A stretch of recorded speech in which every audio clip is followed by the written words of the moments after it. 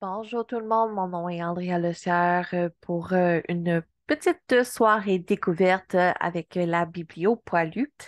J'ai fait cette soirée découverte il y a déjà quelques mois et je me suis dit que ça serait sympathique et bien plaisant de repartager avec vous les informations de cette soirée découverte. Et commençons.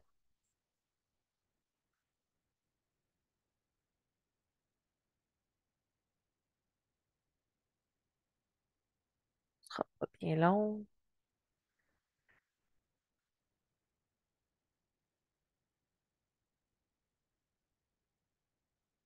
Alors, le chat noir, désolé si je regarde pas toujours, là, j'ai comme deux écrans.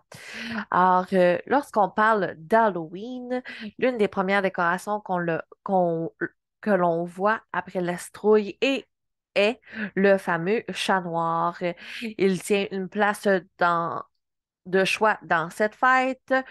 Sachez que ce n'est pas forcément une place enviable. On voit malheureusement des chats chassés et tués le soir de l'Halloween par des gens qui croient encore à un mythe désuet présentant le chat noir comme un être maléfique et ou un ingrédient essentiel à certains rituels. Voilà pourquoi nous conseillons fortement de garder votre chat, qu'il soit noir ou pas, à l'intérieur de vos maisons dans les jours précédents et suivant l'Halloween. On s'entend qu'un chat dans le noir, il est noir. Beaucoup croient encore que voir ou posséder un chat noir porte malheur. Ce mythe est ancré si profondément dans nos cultures que les refuges ont souvent deux à quatre fois plus de chats noirs, malheureusement.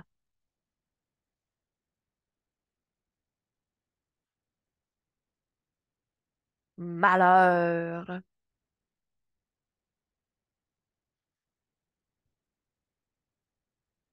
Alors, ici, j'ai une petite ligne de vie d'où va l'histoire et ça remonte à loin. Alors, attachez votre tuque. Il existe plusieurs origines à ce mythe, mais parlons de celle qui historiquement est documentée. Et c'est celle-ci qui explique également l'origine des sorcières. Alors, commençons avec Ovide. C'est l'œuvre d'un poète romain qui se nommait Ovide, qui est à l'origine de ce mythe. Ovide publie son œuvre au premier siècle de notre ère et raconte que la déesse Diane fut en Égypte pour se cacher des dieux. Pour ce faire, elle prend l'apparence d'une chatte pour tromper les dieux en référence à la fameuse déesse égyptienne Bastet, que l'on voit souvent comme une femme à la tête de chat. Alors, tout commence par Ovide. En 375, Théodose Ier interdit toutes les religions païennes, incluant les cultes voués à Bastet. Alors, cette femme, cette déesse égyptienne. Or, le poème d'Ovide établit la relation entre les chats et Bastet. Cette première association négative prendra de l'ampleur jusqu'à atteindre son apogée au millénaire, un millénaire plus tard, en 1255. Alors, on poursuit avec le pape Grégoire IV, non, 9, pardon, dans son fameux Vox in Rama, il associera le chat noir à une créature de Satan, la désignant comme une créature mi-humaine et mi-féline. Alors, des caractéristiques très similaires à ce qu'on connaît déjà de l'image de la déesse Bastet.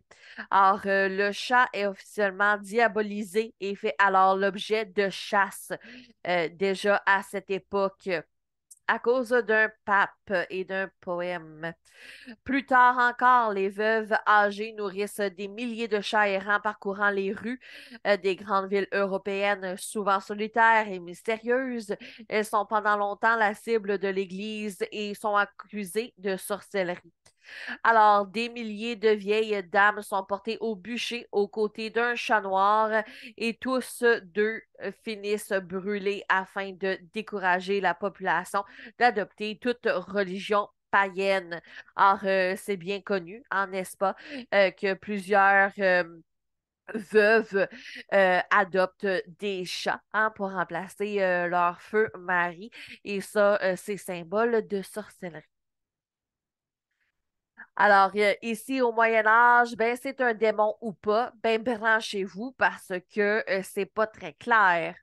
Le chat noir était considéré comme une incarnation du diable et fut associé à la sorcellerie et à la magie noire, comme discuté plus tôt. En effet, dans les cérémonies orchestrées par les sectes hérétiques, on offrait en sacrifice au diable un chat noir. On s'entendait aussi qu'ils sacrifiaient d'autres animaux, mais on n'en parle pas. Hein. Tandis que les satanistes adoraient cet animal, le considérant comme l'incarnation de leur maître Satan.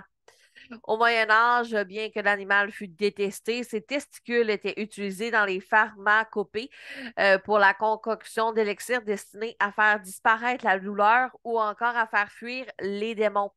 Alors, ici, on a un peu un discours euh, qui, euh, qui n'est pas cohérent.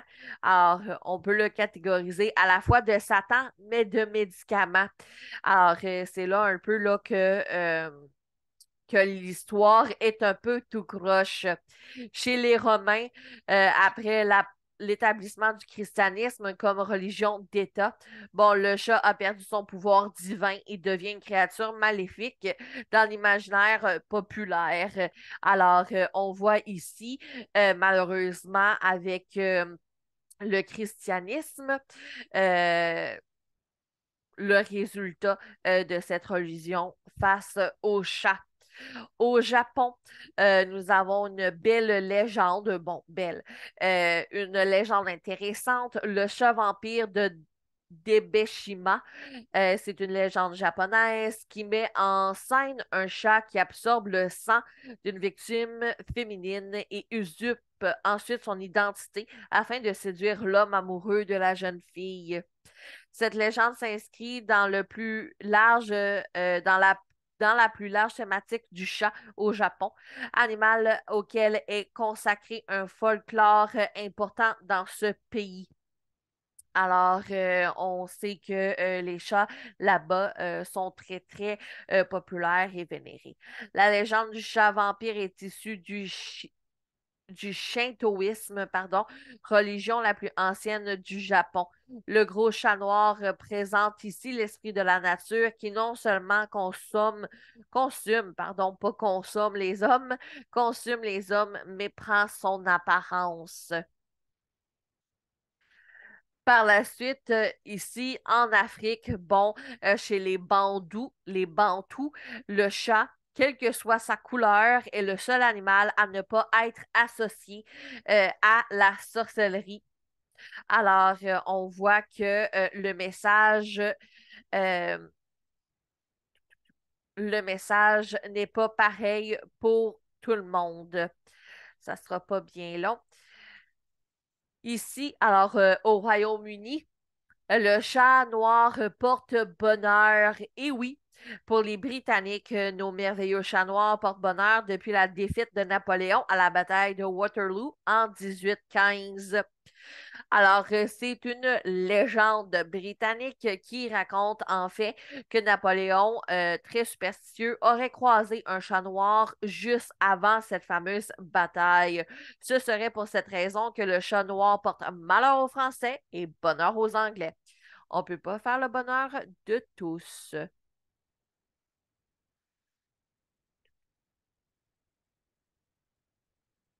Bon. Chez les Bretons, veut que tout chat noir possède forcément un poil blanc, qui aurait le pouvoir de porter bonheur à quiconque arrive à l'arracher. Évidemment, bon, ben, hein, c'est une mission quand même assez dangereuse d'arracher un poil blanc à un chat. Un familier. Un point assez important en lien avec la sorcellerie. Un génie familier, démon familier ou tout simplement familier est dans bon nombre de croyances d'Europe occidentale une entité animal ou esprit, parfois imaginaire et invisible, à laquelle les hommes s'adressent pour demander des conseils ou obtenir des services, en particulier liés à la sorcellerie. Les familiers peuvent servir leurs propriétaires comme domestiques, ouvriers agricoles, espions ou compagnons et les aider à ensorceler leurs ennemis. Alors, un familier peut être, par exemple, un animal qui est très, très près euh, de son propriétaire. On dit souvent des familiers que c'est un animal qui a un lien plus différent, plus sensible envers un humain. Alors, c'est encore quelque chose qui est noté, qui est dit un familier en 2023. Alors maintenant, on retrouve le chat noir dans une nouvelle The Black Cat, une nouvelle fantastique écrite par Edgar Allan Poe, qui a été publiée pour la première fois le 19 août 1843 à, à Philadelphie. Bon, dans ce cas-ci, le chat noir n'est pas très bien représenté. Pour ce livre, dans une dénonciation vibrante sur l'alcool, sur ses actions perverses, alors sur l'alcoolisme qui devient une maladie, un démon. Alors, on fait souvent le parallèle avec la vie de l'auteur euh, qui passait pour alcoolique et qui est d'ailleurs comme un narrateur et expliquant ici qu'il maltraite un chat à cause de l'alcool. Et là, le chat noir va évoquer diverses superstitions, notamment celle qui est exprimée par l'épouse du narrateur, qu'il s'agit de sorcières déguisées. Alors, le nom du chat dans cette nouvelle, qui est Pluton, renvoie au dieu romain des enfers. Et ben, c'est ce qui va inspirer l'auteur qui va nommer sa tortue Katharina. Bon, mais sa tortue, son chat Katharina, mais qui était un chat à quête de tortue et non un chat noir. Alors, ici, pour vous motiver à adopter un chat noir, bon, ben, le premier point, les poils noirs ne paraissent pas sur les vêtements noirs, hein. Alors, ça, c'est un bel avantage. Vous saurez, il y a un nombreux cas. Malheureusement, dans les refuges, ils s'adoptent moins bien. Le noir fait ressortir les couleurs de ses yeux. Bon, ben, si votre chat sort l'hiver dans la neige, il sera facilement retrouvable. Euh, le chat noir se fond en n'importe quel décor et décoration. Et évidemment, bon, un chat noir, c'est toujours une super belle créature, même avec son pelage noir.